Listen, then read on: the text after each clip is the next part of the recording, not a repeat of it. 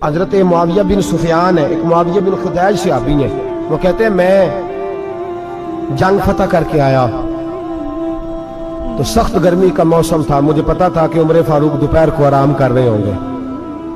آپ فرماتے ہیں میں مسجد نبی میں بیٹھ گیا، ایک بچی جناب عمر کے گھر سے نکلی تو مجھے کہنے لگی معاویہ آپ کا نام ہے؟ میں نے کہا ہاں۔ اندر جا کے جناب عمر کو بتایا تو عمر دوڑے آئے، اور جب آئے تو سر پہ ٹوپی کوئی نہیں، پیروں میں جوتا کوئی نہیں۔ کہنے لگے میں تیرا انتظار کر رہا تھا، آج مجھے امید تھی تو آئے گا، تو نے بتایا کیوں نہیں؟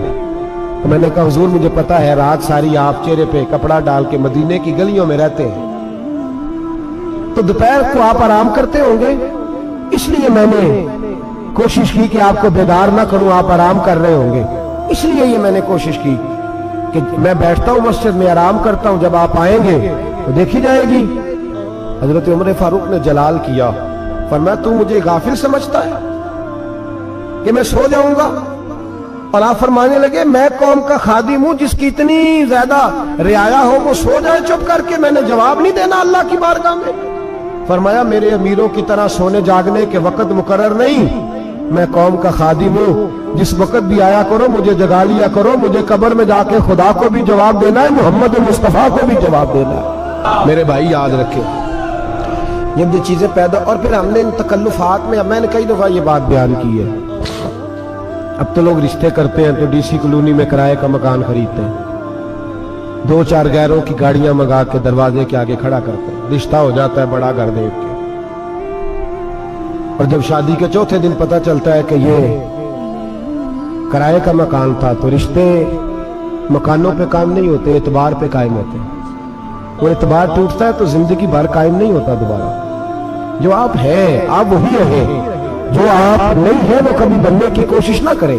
اور میرے عزیز یہ بھی یاد رکھیں عاجزی آپ کو سوار دے گی، اور ویسے بھی ہم اللہ کے حضور جانے والے ہیں، اگر پردوں میں چھپ کے چلے جائیں گے تو بچ جائیں گے، اور اگر ہم اپنا آپ دکھاتے ہی رہیں ساری زندگی اسی چکر میں رہیں کہ مجھے بھی پوچھو، مجھ سے بھی مشاورت کرو، میری بھی بات سنو، تو یہ انا کی دور تو ختم ہی نہیں ہوتی۔ حرص صرف پیسے کی نہیں ہوتی، حرص ہوس شہرت کی بھی ہوتی ہے، اور نبی پاک صلی اللہ علیہ وسلم نے اس کو بھی بیان فرمایا ہے کہ یہ جو تیرے اندر چیز پیدا ہوتی ہے نا، میں جانا جاؤں پہچانا جاؤں، اس سے بھی اپنے آپ کو بچا۔ صحابہ کے بعد جس شخص کی خلافت سب سے مضبوط ہوئی وہ حضرت عمر بن عبدالعزیز تھے۔ اتنی بہترین خلافت کی کہ لوگوں کو حضرت عمر کا زمانہ یاد آ گیا۔ حضرت عمر بن عبدالعزیز عراق میں رہنے والی ایک عورت تھی،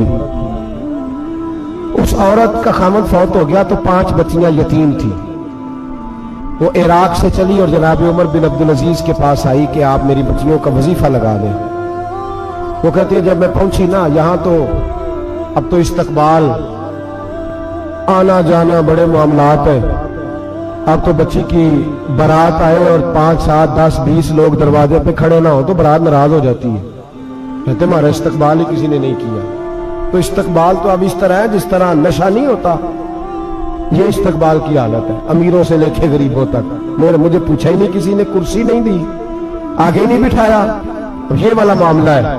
اور میں میری طرح کے لوگ نیک لوگوں کی بات نہیں کرتا، اب تو ہم دیکھتے ہیں فلاں مولانا کا استقبال ہو رہا ہے، فلاں کے لیے لوگ کھڑے ہو رہے ہیں، نعرے لگ رہے ہیں، اور اب تو میں دیکھتا ہوں ایسے ایسے ہاتھ لہراتے ہیں صوفی اور درویش کہلانے والے، جیسے سیاسی لیڈر لہرایا کرتے ہیں۔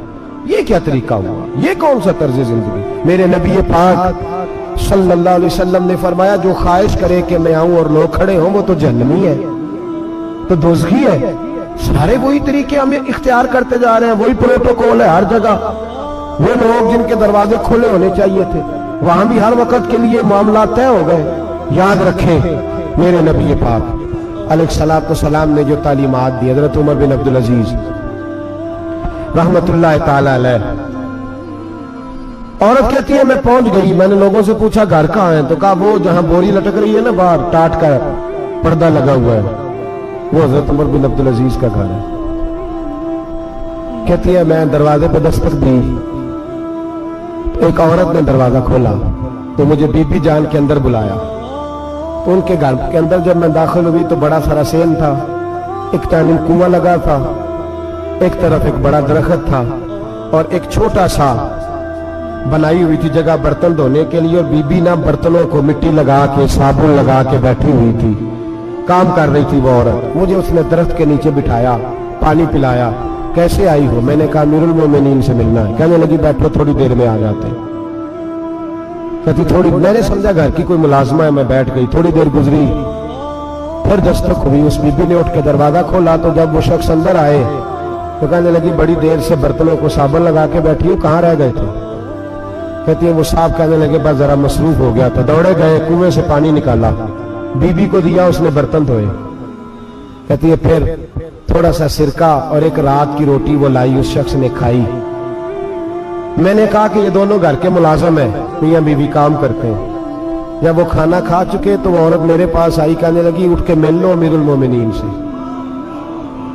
मैंने कहा कौन अमीरुल मोमिनीन? तो कहने लगी कब से तो आए हैं, ये जिसने कुएं से पानी निकाला यही मुसलमानों का अमीर है, और ये जिसने दरख्त के नीचे बैठ के सिरके से रोटी खाई है यही है। ये फरिश्तों की दास्तान नहीं, ये वो लोग हैं। मैं रात को भी कह रहा था एक जगह पे कि ये लोग जो है ना, जिनका आप रोज शिकवा करते हैं हुकूमतें बड़ी खराब है, ये कोई नहीं खराब, बिल्कुल खराब नहीं। जितने सियासी लीडर हैं सारे सही हैं। खराब वो लोग हैं जो इन्हें वोट देकर लीडर बनाते हैं, बिल्कुल खराब नहीं। मैं तो इनके हक में होता जा रहा हूं। नाराज हो गए ना आप लोग? अल्लाह करे तुसी हो जाओ तो अगले इलेक्शन से सियाने भी हो जाओ, आमीन तो कह दे।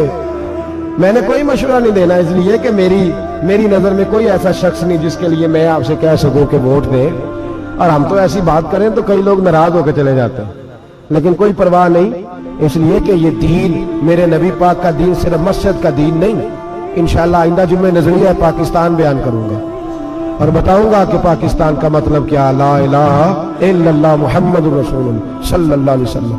हुजूर का जो कुरान नाफज होगा मस्जिद में, वो कुरान कचहरी में भी नाफज होगा इंशाअल्लाह। और वो कुरान नाफज होने आया है, असेंबलियों में वही कुरान नाफज होगा इंशाअल्लाह। और यही चिराग जलेगा तो रोशनी होगी। बयान करेंगे और डट के बयान करेंगे, आपको बताएंगे।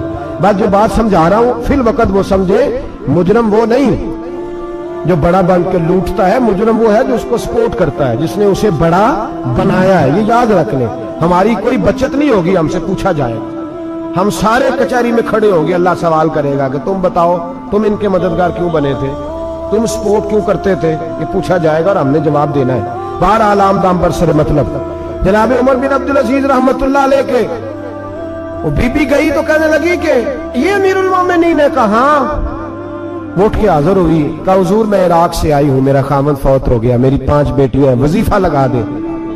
वो बीबी कहती है मेरा दिल था कि यतीम बच्चियों का 100 दिनार साल का लगा देंगे तो बड़ी बात है। कहती है जब मैं उनके पास गई तो हजरत उमर बिन अब्दुल अजीज को बताया तो वो रोने लग गए और मुझसे माफियां मांगने लगे। मैंने कहा हुजूर आप क्यों माफी मांगते हैं? तो कहने लगे इसलिए माफी मांग रहा हूं कि तू मेरी रियाया में थी और तेरी 5 बच्चियां यतीम थी, तुझे खुद चल के आना पड़ा है, मेरा काम था तेरी खबर लेता, माफ कर दे अल्लाह की रजा के लिए। उन्होंने वजीफा लिखना शुरू किया तो मेरी एक बच्ची का 1000 दिनार साल का लिखा। मैंने कहा अल्लाह तेरा शुक्र है। फिर दूसरी बच्ची का 1000 लिखा तो मैंने कहा अल्लाह तेरा शुक्र है। तीसरी का 1000, चौथी मैंने कहा शुक्र है। जब चौथी का लिखा तो मैंने कहा अल्लाह आपका इकबाल बुलंद करे, अल्लाह आपको हमेशा इसी तरह फलता फूलता रखे। कहते हैं जनाब उमर बिन अब्दुल अजीज ने कलम रख दिया, फरमाने लगे मैं 5वीं का वजीफा नहीं लिखूंगा, 4 बहनों से कहना बांट के इसे भी दे दे। कहा हुजूर क्यों? आप फरमाने लगे जब तक तू अल्लाह का शुक्र अदा कर रही थी मैं भी रब से जुड़ा हुआ था और अल्लाह से डर के लिख रहा था। अब तूने मेरी तारीफ की है, अब मेरी जात आ गई है, अब मैं अगर ये वजीफा लिखूंगा तो इससे अल्लाह राजी नहीं होगा, इससे मेरे नफ्स में रिया पैदा होगी। अब मैं 5वीं का नहीं लिखूंगा, जा और जाके इराक के गवर्नर को दे। बीबी कहती है मैं घोड़े पे बैठी और मैं चंद दिनों के बाद इराक पहुंची। जब सवेरे आके मैंने बालिए इराक को रुका दिया तो वो चीख मार के रोया। मैंने कहा क्या हुआ? तो कहने लगा बीबी आज रात को हजरत उमर बिन अब्दुल अजीज का इंतकाल हो गया, फौत हो गया, तो इंतकाल कर गया। कहती मैं भी तड़प के रोई। मैंने कहा मेरी यतीम बच्चियों का क्या बनेगा? तो वो गवर्नर कहने लगा तेरे वजीफे जारी रहेंगे, तुझे मिलते रहेंगे। तो कहने लगी कैसे? कहने लगा मैं अगर तो गवर्नर रहा तो तेरा वजीफा जारी रहेगा और अगर गवर्नरी से उतर भी गया तो मैं जाती तौर पे मालदार हूं, फिर भी तेरी बच्चियों के माहाना पैसे पहुंचते रहेंगे। मैंने कहा तू क्यों देगा? कहती मैं रो पड़ा। कहने लगा अगर अमीर हजरत उमर बिन अब्दुल अजीज जैसे हो तो फिर अल्लाह गवर्नरों के दिलों में भी रहम डाल दिया करता है, फिर मेरे जैसे लोगों को भी वो बदल देता है। हजरत उमर बिन अब्दुल अजीज घर आए, 3 बेटियां थी। एक को आवाज दी, वो आई तो उसने मुंह पे हाथ रखा है। दूसरी को आवाज दी, वो आई तो मुंह पे हाथ रखा है। तीसरी को आवाज दी तो मुंह पे हाथ रखा है। आपने अपनी बीवी से कहा कि ये बच्चियां मुंह पे हाथ क्यों तीनों ने रखा हुआ, क्या बात है? तो बीबी रो पड़ी, कहने लगी 4 दिन हो गए मेरी बेटियां प्यार से रोटी खा रही हैं, 4 दिन हो गए। उनके मुंह से बदबू आती है, इसलिए वो आपके सामने आती हैं तो मुंह पे हाथ रख लेती हैं 4 दिनों से। बीबी रो रही है। हजरत उमर जलाल में आ गए। आप फरमाने लगे तू ये रो रही है, तू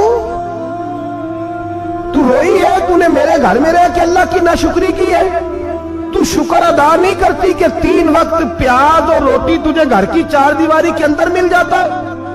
रो रही है। और मैं आ मेरे साथ बाहर निकल, तुझे वो लोग दिखाऊं जो झोपड़ियों में रहते हैं और मांग के खाते हैं। आ तुझे दिखाऊं।